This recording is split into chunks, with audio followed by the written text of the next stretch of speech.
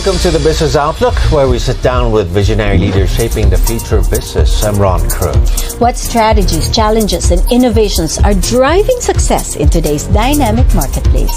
I'm Salve Dupito.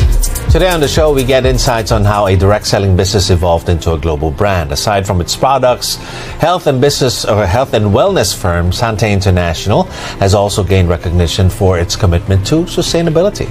To talk to us about all of that, we have with us in the studio Joey Marcelo, CEO of Sante International. Welcome to the show, Joey. Hey, Joey. Thank you, Salve, Ron. It's really a privilege for me to be part of this show. Okay. I'm excited. So, we talk about this brand that has become global, and from a Filipino perspective, Ron and I were talking about this earlier, that in the Philippines, where unemployment is very high and the education system is not up at par with some of our other neighboring countries, a lot of people actually look to direct selling to build wealth and to create a business for themselves. What do you think of the future of direct selling? Is this going to continue this trend that it provides, a way for Filipinos to build a better life? We've been doing direct selling for 24 years already. And prior to us building this business, there are already companies who are already in the market for the past 30, 40, 50 years. I'm talking about foreign companies. And when I'm looking at the opportunity in direct selling, it gives people hope. And at the end of the day, in the Philippines, we're us, like for example, me, I'm encouraged by my parents to study hard and then afterwards find a good job. But talking about direct selling, you're giving people an opportunity to enter into the era or business or entrepreneurship, which our job here is not only to sell product, but to encourage them to have, a stepping stone towards running their own business. And Filipinos are so excited in running their own business because they know that it's a path towards wealth. But when you were starting this company and you were going to planning to sell your products, did you immediately think that this has to be in a direct selling business? What are the advantages that you thought that made you decide that this is going to be the route? Well, when we started Sante International, for the past, number one, I was invited to be part of a direct selling business in 2001. It's a foreign-owned company. I joined that company. I don't have an idea what direct selling is all about. All the while, I thought that this is not for me. But when I understand the concept, I fell in love and joined. Cutting the long story short, from 2001 to 2007, we've run 5 failing direct selling companies. But I'm still passionate, and I know that given the right product, given the right people in our management team, given the right leaders, there's an opportunity to succeed. So after 7 years with 5 failing companies, 2007, we decided, let's give this one more try. The passion is still direct selling, but let's just find the right product that can give us an opportunity to have a company that can grow globally. A product that is not only for one single nationality, but for the global market. So when we formed Sante, it's just an idea that let's give it one more try. But after a year of doing Sante, we've discovered our main product right now, which is barley grass. And apparently, it's the missing piece in our puzzle. Direct selling, still as a means of distribution. We have the right management team. We just need the right product. Well, but again, just one more question, and I asked that earlier. What were the advantages? What are the advantages of going direct selling? Well, number one, initially, when of course the business evolved already, because when you started the business, talking about direct selling, your brand ambassadors are the people who use your product. They are your endorsers because when they like your product, when the product helped not only them but their family, they now act as your brand ambassadors and endorsers. So when you started the business, what we did is to produce people who are testimonies of the product. And they became our business owners, or we call them our business owners, but they are our distributors. They are the ones who help us build the business, of course, initially in the Philippines, but eventually globally. Their story, their passion towards helping other people in terms of health and wealth, because we have a business opportunity, so it became our stepping stone towards building a global brand. So that would mean that the growth would be so much faster than a traditional company that depends on advertising, for example, or yes, because number one, you don't have to spend so much on advertising initially.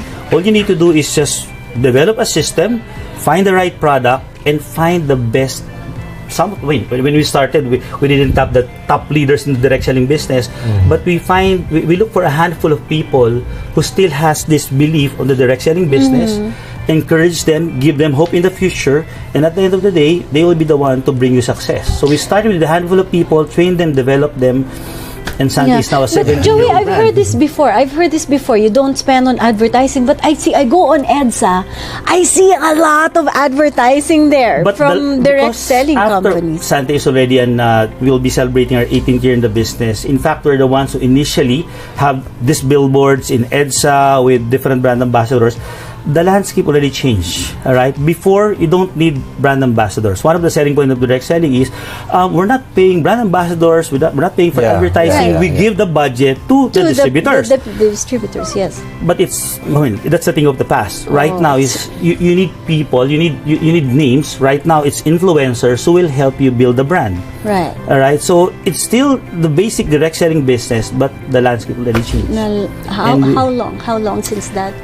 We started doing TV advertisement maybe 10 years ago, but right now go to EDSA, there's a lot of see. I can count every kilometer. I see one of them pop up over there. Does that change your margins though? Definitely yes. Definitely yes. You just need to look for your advantages. Like for example, for our organization, we're proud to say that we're the first ever Filipino company who right now owns a manufacturing facility in New Zealand. So product cost-wise, we have an advantage. And that's the reason why we still have enough margin to at least spend on advertising and marketing. Because the other direct selling companies just get the product they source product from suppliers, else. right? So on our end, you're the manufacturer right now, but initially we're also buying products from a supplier. Until we created this volume, which the manufacturer doesn't have a choice but to develop another facility. So we just mentioned to them that if they're willing to give us a chance to invest also, because we will be building this business globally. So they got encouraged and invited us to be part of the organization. Speaking of globally, going global is a big leap. At what point did you decide that, hey, we could bring this out of the country and bring it to other countries? How many countries are you? Officially, we have offices in 10 countries, including the Philippines. But with the advent of drop shipping, e-commerce, we can ship products all over the world. I know that there's a reason why Filipinos are scattered all over the globe. All right, to be distributors. Well, initially, OFWs, more than the business, we believe that they need our product. So, relatives in the Philippines will send product to their relatives abroad because they know that hardworking Filipinos needs our product. So they will send the products abroad, and lo and behold, we are able to create a new market in every country. Initially, countries that, of course, has a lot of OFWs, but we've realized after how many years of doing the business that our product is not only designed for one single nationality, for Filipinos. So what we did is we start training Filipinos abroad to start tapping the local markets. And right now, we have OFWs in Santé who's doing the business with us full-time, not anymore OFWs, and they're building the local market in every country that we penetrate. Okay. So I'm curious about, is there a big difference in doing the business here and in those countries? The different people, different culture. Of course, it's going to be mainly Filipinos who are going to be distributing and selling those products. But is there a different approach in selling in those different countries that you are in? Well, yes, definitely there's a different approach. Most of the countries right now that we have are, of course, flooded with OFWs. But right now we're starting to build businesses in countries where OFW is not our main market. For example, right now we have a big presence in Indonesia. Okay. The approach might be different because of cultural differences. But the concept of direct selling is the same. It's giving hope and opportunity to people. And apparently we realized that the approach might be different, but Indonesians is also looking for better opportunities. We're also starting the business in the US. Of course, initially it's the Filipinos, but the goal is to tap the Latino market. Again, it's the same. They are also looking for better opportunities, provided that you have a quality product for them. Because for me, talking about legalities of direct selling, you need a product that will help people. It's not a matter of offering just a simple opportunity, join us and you will earn money. No, it's not that. Talking about direct selling, it's offering a product that can help them. Right. So the entry point is still the product, and then present to them that if you'll be the one to be able to build this product in this market, there's always an opportunity. And as a sign of this growth and opportunity, how fast has been the growth in the last 10 years at least? Of course, there's CAGR a challenge would be how much? when we were starting because we're a new player. So what we are doing for the past 17 years is creating stories. At the end of the day, in Santé, it's the stories that sells. Okay. How fast has been the growth so far? It was Sales is now at what per year? sales is now big. Can I say a word? Our peak is during the pandemic. During the pandemic, we were blessed to have a product that is, of course, people are in need of this product because of health and wellness, right? So our peak is still during the pandemic. Of course, it slowed down after the pandemic, but at least we've already retained this market.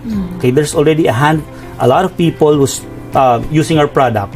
But come to think of it, during these times, it's not anymore just our brand. There's a lot of barley brands in the market. Right. But even though there's a lot of barley brands in the market, we're still growing as an organization. I just believe that maybe this is the barley era in the Philippines right now. And why not cascade it this all over the globe?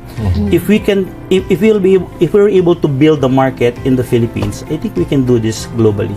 And how big is the growth rate that you're targeting for the next 10 years? For this year, our target is to at least grow by 30%. For this year, at least for the Philippine market, our biggest market is still the Philippines, and I want to keep it that way for the next coming years. But of course, the low-hanging fruit here is the international market.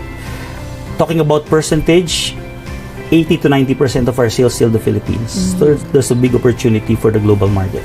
Right. The direct selling, I'm just curious why it's almost always either a health or a what's that other wellness? Yeah. Health and wellness products that are you being used to sold. have underwear, right? Yeah. No, those were the original ones. Underwear, the long time ago. The tableware, Yeah. right? And containers. and the parties, right? The parties. But it has But changed. it has becomes changed. So more health and well. wellness. During these times, wellness is really a buzzword, right? Whether it's direct selling or the traditional market, the mainstream market, wellness is really a buzzword. But what's the beauty of direct selling is that you have distributors who are using the product, who are explaining the product to their possible clients. Honestly, the good thing about this kind of a business, you have a lot of people who are so passionate about your product and who are so passionate in selling the products not only to customers but prospective distributors. And one of the beauty of our product, it's highly consumable. You mentioned a while ago that there are companies selling apparels, kitchenware. Right. The advantage of wellness is the product is highly consumable, so people will buy your product every month. Right. And so, just very quickly before we move on to the next segment, could you tell us very briefly, for those who are watching who might want to consider direct selling as a business model for their own company, how would you describe the operations very quickly? Well, Where does the success come from? Well, Just the number one- product, the people, or how does it go? it encompasses everything. Number one, if you want to be successful in direct selling, you need to find the right company with the right product, with the right compensation system, with the right training program. So even though you're a good salesman, if you join a company that doesn't have a product that will last long, there's a bigger chance for you to fail. So it's a totality. It encompasses the strength of the organization and the strength of the person joining the business. It's not easy to build a direct selling business, right? It's not a business that only involves selling. It's developing leaders, developing people. If I want to grow in the direct selling business, my job is not only to sell products. My job is to train other people on how to build leaders. So it's leadership development. So that's one of the challenges in direct selling. So our job here is not only to teach them how to sell product, but teach them how to teach people. We'll talk more about that. For now, we're taking a quick break. We'll talk more about Sante International after a few minutes. Keep it here on ANC.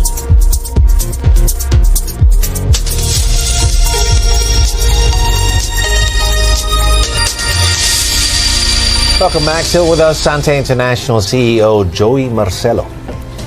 Joey, I know I said we'll talk about different things, but this thing keeps going through my mind. You kept saying that in the beginning, your first 5 tries were failures because you did not have the right product. And earlier you were saying you need a total package, but I can imagine it's very important that the magic sauce has to be a product that gets the imagination of people. Yeah. I have a formula in this business which I've learned 20 plus years ago from international builders. I call this a 4-legged horse. That if someone would like to join... Is there a 5? This is about a- 4-legged horse. Actually 4. And there's a 5th one. But anyway, so 4-legged horse. You need... If you want to be successful in direct selling, you need to find a company with 4 strong legs. And what are the 4 strong legs, which I won't be discussing in detail? Stability of the company, who are the people running the organization, the management team. Number 2, right product. Number 3, a good compensation program that can give opportunity to people. And number 4, leadership and training. These 4 should be present and strong in a company. Because if 1 is weak or 2 is weak, the company won't survive. Now, the question is, if you have 4 strong legs in your organization, will the business survive? There's a 5th component. If there's a horse, you need a jockey, right? Someone who will ride a horse. The jockey has 2 legs, Joey. Yes. So the 5th one is the person who will ride a horse. Okay. You need the right leaders. So it's a totality. Right leader, right company. I can use a model, this model, to look at all of the different direct selling companies and see which one has not survived, Yes. right? Because there's a lot. Which one will not survive? And there are some that have survived 50 years, and there are many others who And are most dead probably, Interesting. all of them who failed in this business, just look at the 4. It's either 1, 2, or 3 of them is not present or is weak. now. I should write a dissertation about that. And we And a should doctorate. invite people And, yeah. from the Of direct course. selling industry more to find out. There's For a an survey. organization, DSAP, right? DSAP is Why did how did I know that? yeah. We're a product of 5 failing companies. Yeah.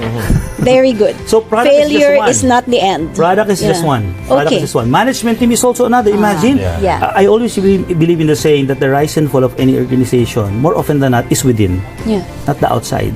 If you have the right management team. But Because Joey, I have a commentary about that. And in the industry, some people believe that if you get in first, you make the most money, and then you leave. Capture the And then you market, start yeah. another yeah. direct selling company, and then that's you the common notion, Right. and a lot of companies are doing that. that is why so But we're many are 17 dead. years already. I don't want to I don't want to start all over again. I'm in your face. Yeah, when we started People doing will the know. business, 2001, I have 15 partners in the business. After 7 years, 5 failing companies, from 15 partners down to 3. When we started Santé, of course, the vision, the objective is to create a company that will last a lifetime. After 17 years, we're 3 strong partners, and we're not we haven't decided to slow down. The goal is to go global. So I think given the right formula, we can have a company that can last a lifetime. Joey, I have to ask you this. For a lot of people, o lagyan na natin for just some, when you talk about direct selling businesses, they automatically equate it to some sort of a pyramiding scheme. Yeah. There's a stigma. How do you counter that, and how do you tell people that Sante International is not? There are a few questions that you need to ask to find out if the company is the right company for you. A lot of questions. Some of the most common question is, if you join a direct selling business, number 1, there's a compelling reason to join, not only because of the business. Because if the promise always is, join us and you'll be a millionaire, you'll have this car, this luxury car, this big amount. Sometimes it's Isn't those that are some part of the training program of like 90%? Like for example, in our company, if they want to buy an exotic car, a luxury car, they have to defend that to me. That they need that Thank car. you. Oh, Right? They need that car. Sorry, Joy, I've seen so many pictures of, yay, I finally have a Just because of- Lambo. yeah. And then, but they use the same car. 5 different people using the same It's car. the common trend in the Philippine direct selling business. All right? When we started Santé, we decided, let's not try to, okay, there's a business opportunity here. But why will I encourage someone to buy a Lamborghini? Where in fact, I know that not everyone can buy a Lamborghini here, maybe 1 or 2 or 3. Encourage them to buy a car that they can afford, that will excite them also. That they will be happy using the car because they can pay for the car. What's the sense of buying a Lamborghini wherein every month you have a problem on paying the monthly amortization? So we tried doing that.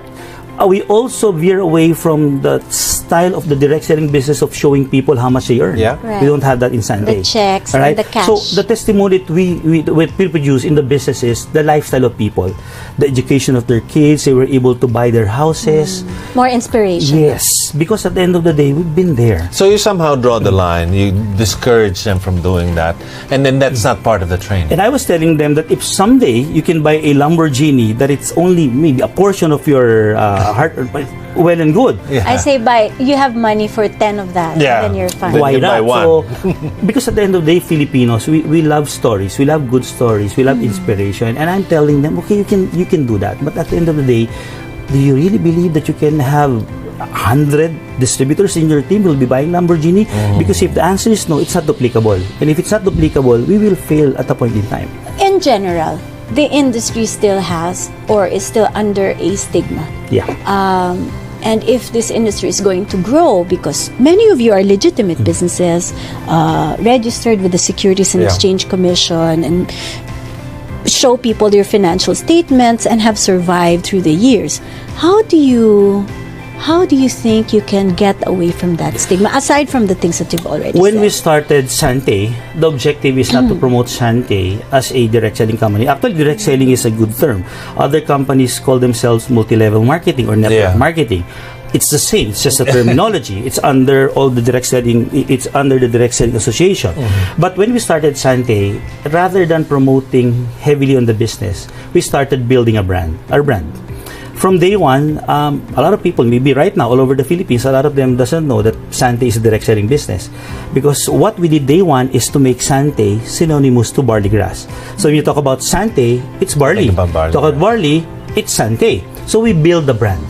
All right? And when people join us, they just realize that, oh, this is also a, business, a direct selling business. Well, the business is optional. If you want to do the business, join us. But if you just want to join because you wanted to get discounts on the product, well and good. So we marketed the brand. We built the brand. You're okay with other people buying the product, but they're not members of they're not. If you'll ask me, direct maybe 80 to 90% of our sales are coming from that's people very who are good. not members. These are customers who just buy the products from our members. So you're basically, your revenue does not come from membership fees only, but from sales. Our company won't survive if we will just base it on membership. So the goal of the company is continuous product movement. In fact, in Santé right now, you can join with a very small amount without a business, but you'll be given the entire discount of the product. All right, given to regular distributors. The only difference is you don't have a business opportunity. Yeah. Because for us, the important thing is building customers. Ron, You have can I ask customers the who last? survive. Can Sure, I ask sure. the last question? Sure. You also talked about a good compensation system. I understand that most people have the same, like one on the left. I don't- Yes, But question. I also understand that for this to work, aside from the formula, you need to have a good IT system, because as the company grows and as sales grows, you have to monitor exactly the sales so that you can provide the compensation. How are you dealing with that in the age of AI, in the age of quantum computing, and all of those things? Well, that's a good question, because actually prior to me going here, I'm in a meeting with our IT team because we're developing a new system from scratch. We have a system that's working for almost 20 years already, but it's now time to upgrade our system so that our database is now AI capable. So we're into that. We're acquiring a new ERP system from a reliable developer here, integrator here in the Philippines. So we're focused on our IT development. That's not only for the Philippine market. We're already in the US, and they're very particular when it comes to IT system. Now, talking about compensation plan, yes, most of the companies in the Philippines are doing the typical left and right, and we did that when we started doing the business in 2001. And for the, as mentioned, 5 failing companies in the next 7 years. It's not only because of the product, but it's an erroneous compensation plan. So when we started Santé, the compensation plan of Santé is a product of my 7 years of failing compensation program. So our compensation plan is unique, and that's the reason why we're so confident telling them that this already maybe not the perfect compensation plan, but we're already 17 years in the market and we haven't changed the plan. Because there's a lot of companies that the reason why they failed is because their compensation plan failed. They are paying more than the money that they take in the business, and no one knows that. How do I know that? 5 failing. We got it. Thank you, Joey. That was a fun conversation. Thank you very much, course. Joey. That's your business outlook. I'm Rock. And I'm Salvi Duplito. Keep it here on ANC.